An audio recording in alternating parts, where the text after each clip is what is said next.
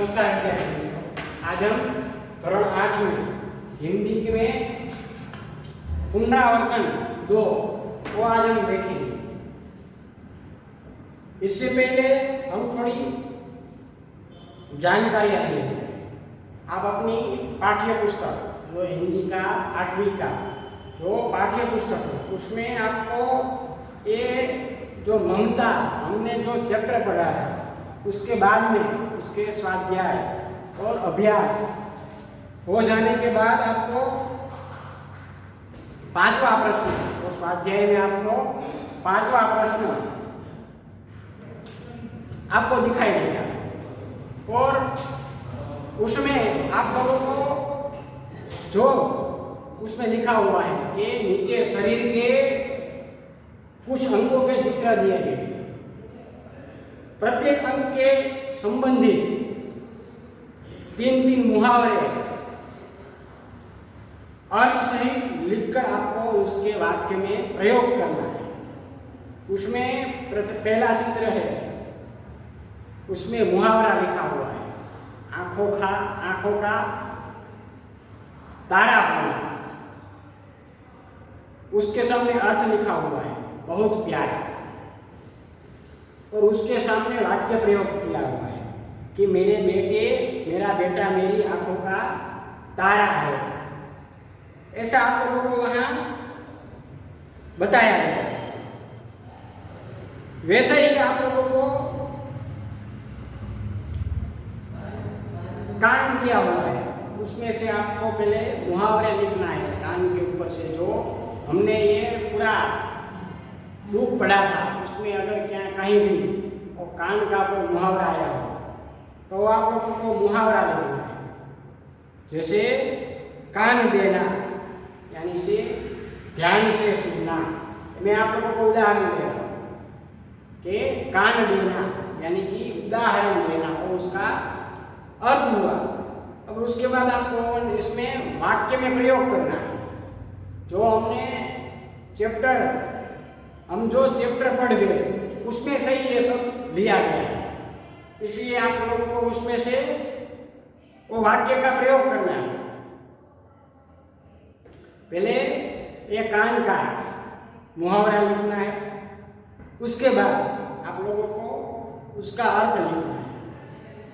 जैसे ऊपर पहले हमने आंख में देखा कि आंख का तारा होना और उसका अर्थ हुआ बहुत प्यारा, और उनका वाक्य प्रयोग हुआ कि मेरा बेटा मेरी आंखों का तारा है। ऐसा हुआ। तो आप लोगों को वैसे ही ये कान का पहले मुहावरे लिखना है, बाद में उनका अर्थ लिखना है और उनका वाक्य प्रयोग करना है। ये आप लोगों को जो चित्र बताया गया है वो आप लोगों को दौड़ने की, वो आपको पेंटिंग उनकी बनाने की जरूरत नहीं है। सिर्फ आप लोगों को आंख ऐसा लिखकर उसके सामने मुहावरे, अर्थ और वाक्य का प्रयोग वो आप लोगों को करना है। बाद में तीसरा चित्र सिर का दिया गया है, सिर उठाना। उसमें आप लोगों को पहले मुहावरे, अर्थ और वाक्य प्रयोग करना है। वैसे ही चौथा हाथ बताया गया है, उसके ऊपर चित्र के आधार से आप लोगों को उनका मुहावरा पूरे सब चैप्टर में से ढूंढना है, अर्थ लिखना है और उनका वाक्य प्रयोग करना है। मैं आप लोगों को मुहावरे चारों का मुहावरा मैं आप लोगों को बता देता हूँ कि पहला चित्र का बताया गया है, दूसरे का है कान देना मुहावरा, और आप लोगों को उनका अर्थ और वाक्य प्रयोग आप लोगों को करना है। और तीसरा है सिर उठाना, ये मैंने आप लोगों को मुहावरा दिया। और चौथा है हाथ आना, ये चौथा भी मैंने आप लोगों को मुहावरा दे दिया। अब उसमें से आप लोगों को मुहावरा मैंने बताया, आप लोगों को उनका अर्थ लिखना है और वाक्य प्रयोग करना है। लेकिन आप लोगों को ये जो पेंटिंग बताया है वो पेंटिंग आप लोगों को बनाने की जरूरत नहीं है। उसके बाद हम थोड़ा नीचे आते हैं छठे प्रश्न में। उसमें लिखा है कि रूपरेखा के आधार पर कहानी लिखी। इसमें आप लोगों को एक कहानी लिखना है। जैसे एक निर्दयी राजा था, उसके ऊपर से आप लोगों को एक कहानी बनानी है। दूसरा है गुलाम को दंड। तीसरा है गुलाम का जंगल में भाग जाना। ये रूपरेखा बताई गई है। उसमें से आप लोगों को एक कहानी बनाना है, पूरे की पूरी कहानी बनाना है। सिंह से भेंट, सिंह के पैर में काटा, सिंह के पैर से काटा निकालना, सिंह से मित्रता, गुलाम की गिरफ्तारी, फांसी की तैयारी, उसे भूखे सिंह के सामने छोड़ना, सिंह का स्नेहपूर्ण व्यवहार और दोनों की रिहाई, ये सीख। उसके बाद आप लोगों को सीख ऐसा कर हमने से इस कहानी से हमने क्या सीखा, और आप लोगों को अंत में लास्ट में आप लोगों को लिखना है। ये हुआ छठा प्रश्न। अब आते हैं सातवें प्रश्न। उसमें आप लोगों को चित्र बताया गया है। एक वृद्धा, पहला, दूसरा, तीसरा, चौथा, पांचवा और छठा, ऐसे आप लोगों को वहां चित्र बताया गया है। उसके ऊपर से आप लोगों को एक कहानी बनाना है। ये जो 6 चित्राएं बताए गए हैं, उसमें से आप लोगों को एक कहानी, आप लोगों को कोई भी आपको जो भी आती हो वो कहानी आप लोगों को उसके आधार पर आप लोगों को कहानी बनाना है। तो 8वां प्रश्न आता है। उसमें बताया गया है कि नीचे दिए गए प्रश्नों में से संज्ञा, सर्वनाम और विशेषण पहचान कर वर्गीकृत कीजिए और उनका वाक्य में प्रयोग कीजिए। वो आप लोगों को इसमें से हिमालय, मुझे, खट्टा, तुम्हें, बड़ौदा, सपना, साबरमती, सुंदर, छोटा, होशियार, हमारा और गुजरात, ऐसे आप लोगों को संज्ञा, सर्वनाम उसमें कौन सा है वो आप लोगों को पहचानना है। उसके बाद आप लोगों को एक मैं प्रश्न आप लोगों को दे रहा हूं कि आप लोगों को ये जयशंकर प्रसाद जी द्वारा जो हम देख रहे थे ये ममता, वो आप लोगों को कहानी पढ़ना है आपकी पाठ्य पुस्तक में से। ये आप लोगों को अपने आप करना है। और बाद में हम आते हैं पुनरावर्तन 2 के ऊपर हम आते हैं। उसमें हमने देखा कि पहला प्रश्न पुनरावर्तन में ऐसा है कि निम्नलिखित परिच्छेद और इस विषय पर अपने साथियों से पूछने के लिए 3 प्रश्न बनाए। आप लोगों को जो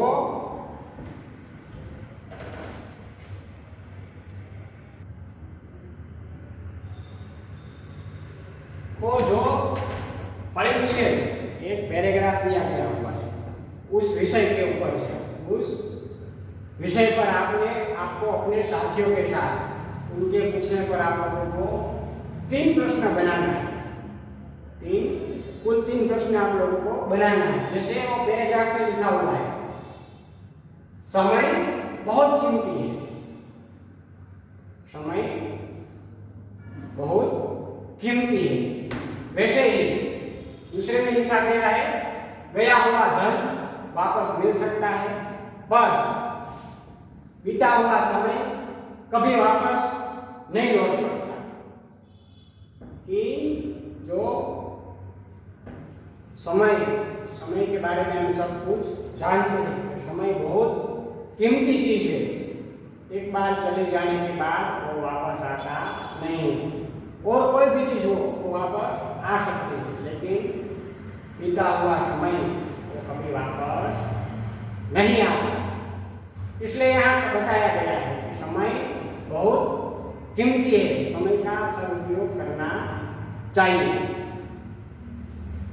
यहाँ बताया गया है कि गया हुआ धन वापस मिल सकता है।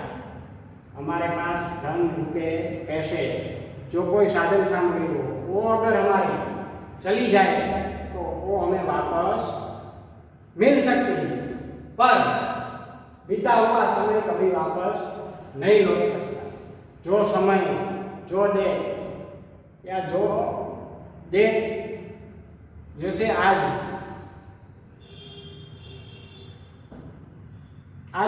17 तारीख है, डेट आज 17 है। उदाहरण के रूप में हम देखते हैं कि आज अगर 17/9 और 2020 है, तो वो एक बार आज चले जाने के बाद दूसरी बार ये 17/9/2020 कभी नहीं आएगी। ऐसे ही वो कह रहे हैं कि अगर हमारा धन वो अगर चला जाए तो वो हमें वापस मिल सकता है, पर अगर एक बार समय चला जाए तो वो हमें वापस कभी वो समय हम कभी वापस नहीं लौटा सकते। इसलिए समय धन से अधिक मूल्यवान है। धन तो हम कमा भी सकते हैं, लेकिन समय कभी हम कमा नहीं सकते। धन हम ले सकते हैं, लेकिन समय हम ले सकते नहीं। इसलिए कहा गया है कि समय और धन से अधिक मूल्यवान है। समय सबसे अधिक मूल्यवान है, धन से भी ज्यादा वो समय वो सबसे मूल्यवान चीज है। हमें समय का सदुपयोग करना चाहिए। हम लोगों को समय का सदुपयोग करना चाहिए, अपने समय को बर्बाद करना नहीं चाहिए। हमें जो भी समय मिला है, जो भी करने के लिए, उनको हम सद उपयोग करना चाहिए। उनको हम अच्छे विचारों पे, अच्छे शब्दों पे उनका हमें सदुपयोग करना चाहिए। उनके बर्बाद करना नहीं चाहिए। कभी कोई झूठी जगह पर उनका उपयोग हमें नहीं करना चाहिए। वो यहाँ बताया कि हमें समय का सदुपयोग करना चाहिए। समय के सदुपयोग द्वारा ही हम जीवन में आगे बढ़ सकते हैं। यहाँ बताया गया कि अगर हमें कुछ करके कुछ आगे बढ़ना है, कुछ हमारे जीवन में हमारे अपनों के लिए कुछ करना है, तो हमें समय के द्वारा समय का सदुपयोग करना होगा, और उसी से हम जीवन में आगे बढ़ सकते हैं। अगर हमें पढ़ना है तो समय के अनुसार जितने बजे हम पढ़ता है उतने बजे हमें पढ़ना चाहिए। अगर नहीं पढ़े तो हमारा वो समय का दुरुपयोग हुआ ऐसा कहेंगे। वैसे ही अगर हमें समय के साथ चलना है तो हमें सबसे पहले, अगर हमें जीवन में कुछ करना है तो आगे बढ़ना है, तो हमें समय का सदुपयोग करना होगा। इसी से हम आगे बढ़ सकते हैं।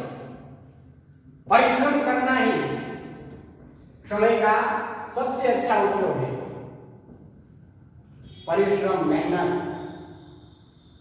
अपने समय में जब भी समय का सदुपयोग करने के लिए हमें समय के अनुसार परिश्रम करना चाहिए, और उसी से हमें अच्छा जो परिश्रम करना ही सबसे समय का सबसे अच्छा उपयोग है।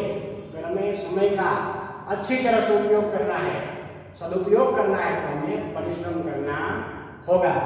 ये पैराग्राफ हमने देखा, इसमें से आप लोगों को 3 प्रश्न इसमें से बनाने हैं।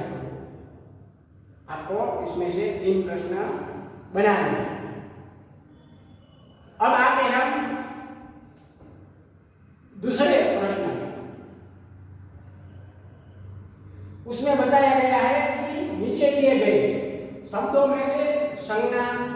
सर्वनाम और विशेषण पहचान कर वर्गीकृत कीजिए और उनका वाक्य में प्रयोग कीजिए।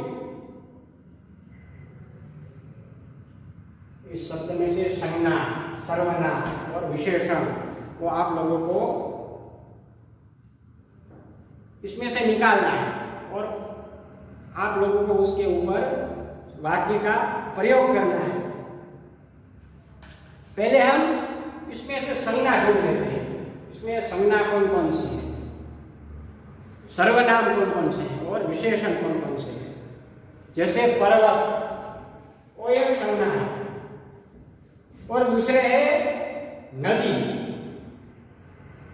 ये भी एक संज्ञा है। पर्वत, नदी और सूरत,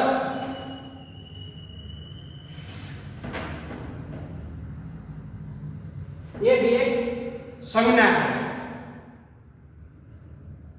बाद में बाल, वो संज्ञा है। और इसके बाद नर्मदा और भारत, ये सब इनको हम संज्ञा कहते हैं। ये हमारी संज्ञा है। कितनी है? 1, 2, 3, 4, 5 और 6। ये जो 3 और 6 9 और 13 शब्द बताए गए हैं, वो 13 में से 6 वो संज्ञा है। अब सर्वनाम, इसमें से सर्वनाम कौन कौन से हैं? उसको, वो एक सर्वनाम है। तुम्हें, वो भी एक सर्वनाम है। और हम, ये सर्वनाम है।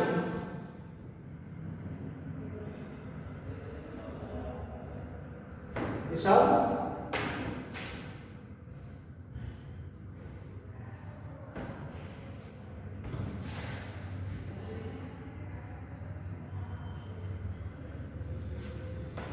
ये सब सर्वनाम है।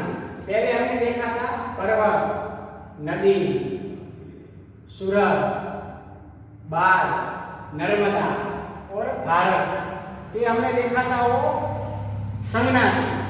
अब ये जो 3 बताया गया है, उसको, तुम्हें और हम, और सर्वनाम है। अब बचे कितने? मीठा, सुंदर, बड़ा और मेहनती, ये 4 विशेषण हैं। मीठा, सुंदर, बड़ा और मेहनती, ये 4 विशेषण हैं।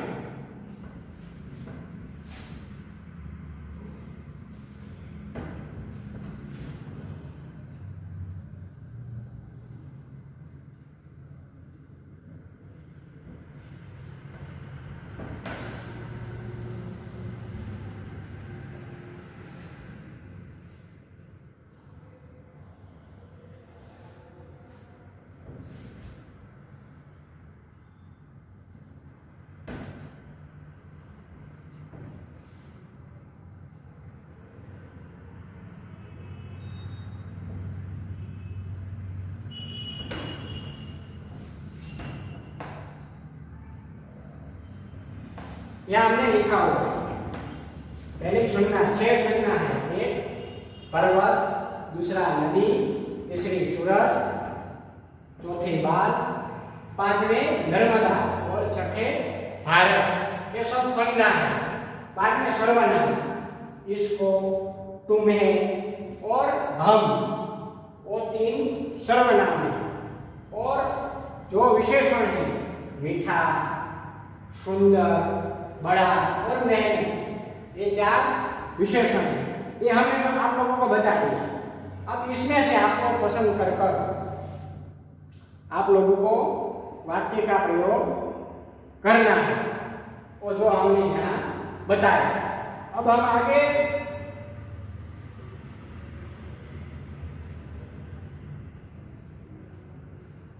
देखते हैं।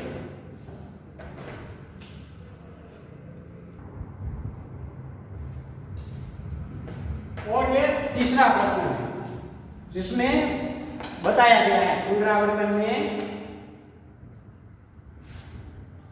दिए गए शब्दों को सही स्थान पर रखिए। आप लोगों को जो यहाँ सब शब्द बताए गए हैं वो आप लोगों को यहाँ 6 खाली जगह दी गई है, उसमें आप लोगों को भरना है। उसमें पहला है ऊपर, दूसरा है अभी, दूसरा है यहाँ, वहाँ, अधिक और धीरे धीरे। ये आप लोगों को यहाँ बताया खाली जगह में से आप लोगों को भरना है। जैसे मोनिका खाली जगह खाना बना रही थी, तो इसमें से कौन सा सही है वो आप लोगों को लिखना है। दूसरी खाली जगह है हवाई जहाज खाली जगह उड़ रहा है, इसमें से कौन सा सही उत्तर आएगा? ये जो 8-7 बताए गए हैं उसमें से कौन सा उत्तर सही आएगा? तीसरा है दिन भर खाली जगह देखा, और चौथा है शिक्षक ने विद्यार्थी की खाली जगह देखकर कहा, और पांचवा है काम करो बातें कम, और छठा है बिल्ली खाली जगह बाहर निकल गई। इसमें से आप लोगों को कोई भी एक शब्द आप लोगों को चुनना है, और ये जो 6 खाली जगह दी गई है उसमें से आप लोगों को ये शब्द सब भरना है। अब आते हैं हम चौथे प्रश्न पर। उसमें बताया गया है कि मौखिक उत्तर दीजिए। उसमें आप लोगों को किसी भी जगह पर देखना नहीं है। यहाँ हम थोड़ा रिपीट कर लेंगे कि जो ये खाली जगह बताई गई है उसका हम जवाब दे देते हैं। आप लोगों को सिर्फ लिखना है मोनिका, इसमें से आएगा अभी, मोनिका अभी खाना बना रही थी, वो आ गया मोनिका पर। तो अब इसके जैसे ही आप लोगों को ये सब आप लोगों को होमवर्क के रूप में आप लोगों को ये खाली जगह भरनी है। पहले मैंने बता दिया आपको, ऐसे ही आपको ऊपर, यहाँ, वहाँ, अधिक और धीरे धीरे, इसमें से जो भी शब्द इसमें ठीक आए वो आप लोगों को सही हो शब्द वो आप लोगों को लिखना है। अब आते हैं चौथे प्रश्न पर। उसमें आप लोगों को कंठस्थ उत्तर देना है। उसमें पहला प्रश्न है कि आपके परिवार में आपको कौन ज्यादा सबसे पसंद है और क्यों? आपके कुटुंब में जो आप लोगों को ज्यादा पसंद हो, मम्मी, पापा, भाई, बहन, चाचा, चाची, मामा, मामी, आप लोगों को जो भी आप लोगों को पसंद हो वो आपको लिखना है, और क्यों पसंद है वो भी आप लोगों को ये प्रश्न हो। ये सब जो हम आपको पुनरावर्तन करा रहे हैं उसके जवाब आपको ये आपको होमवर्क के रूप में लिखना है। इसलिए होमवर्क के रूप में आपने लिखना है। तो आप लोगों को आपके परिवार में से सबसे ज्यादा कौन पसंद है और क्यों पसंद है वो आप लोगों को लिखना है। दूसरा, आपके गांव शहर के बारे में 10-12 वाक्य लिखना है। आप जो भी गांव या शहर में रहते हैं तो शहर में, गांव में रहते हैं तो गांव में से उनके बारे में आप लोगों को 10-12 वाक्य लिखना है। और तीसरा प्रश्न, आपको पसंद हो ऐसी फिल्म का नाम बताकर संक्षेप में आप लोगों को उनकी कहानी भी आपको उनमें लिखकर बताना है। चौथा प्रश्न, यदि सूरज न निकले तो क्या होगा? ये सूर्य नारायण जो हमें सुबह निकल जाते हो, शाम को चले जाते हो, अगर न निकले तो क्या होगा, वो आप लोगों को लिखना है। और पांचवा लास्ट प्रश्न कि यदि आप गांव से सरपंच, गांव के सरपंच होते तो, अगर आप गांव के सरपंच होते तो क्या होता, वो भी आप लोगों को, ये जो 5 प्रश्न, चौथे प्रश्न में जो 5 प्रश्न बताया गया है वो आप लोगों को लिखना है। ये हमारा पुनरावर्तन यह पूरा हुआ, जो इसमें हमने आप लोगों को होमवर्क के रूप में बताया, वो आप लोगों को सब आज हमने आज के लेक्चर में जो भी पढ़ा वो आप लोगों को होमवर्क के रूप में अपनी 8वीं धोरण की 8वीं कक्षा की फेयर बुक में आप लोगों को लिखना है। जो यहाँ सब बताया वो सब आप लोगों को लिखना है।